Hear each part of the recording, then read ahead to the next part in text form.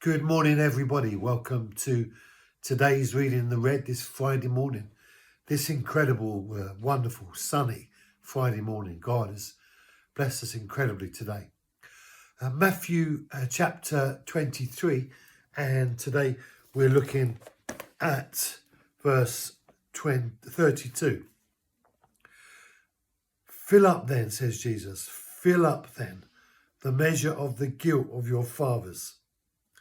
So, having just associated themselves with the prophets, murderers of old, Jesus is saying, by the fact that you have incriminated yourself as children of your fathers who killed the prophets, he then passes a judgment on them as it relates to their own guilt in regards to what they have done wrong in their time.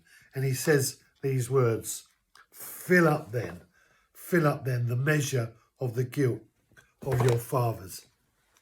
You might ask, why is Jesus being kind of attacking in regards to these scribes and Pharisees?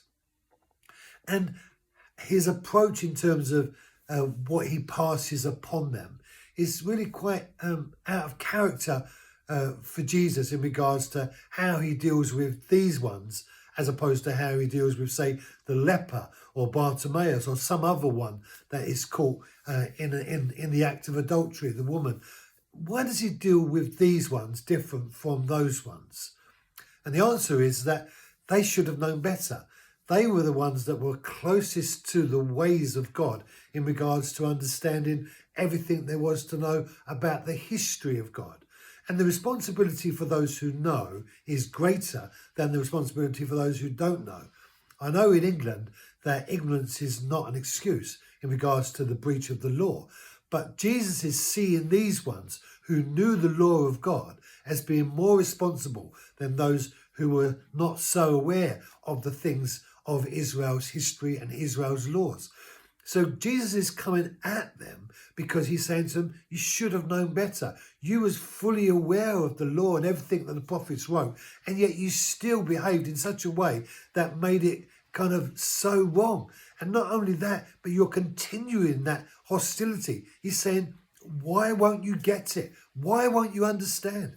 And that frustration in Jesus, that as he sees it, it's not that he doesn't love the scribes and the Pharisees, but his frustration as it relates to them knowing better is really kind of taking hold of him in regards to his dealings with them.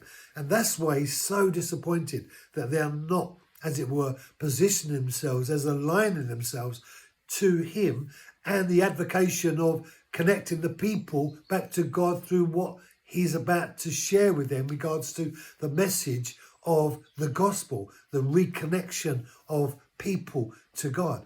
And that's what's driving Jesus in this. He's frustrated by the fact that they are, in effect, an obstacle rather than a help, when they should be a help rather than an obstacle. And we need to be mindful that we as Christians don't fall into the same category as the scribes and the Pharisees, especially in the religious church, because we ask people to keep jumping over these hurdles. And these hurdles that we keep asking them to jump over are often too difficult. The simple reality is this, that God sent his son into the world to save the world. And we are the ones that need to be ministers of those who will come to God through Jesus and everything that he has promised. Thank you for joining me. Be blessed. Have a great day, and I'll see you tomorrow. No, I'll see you on Monday.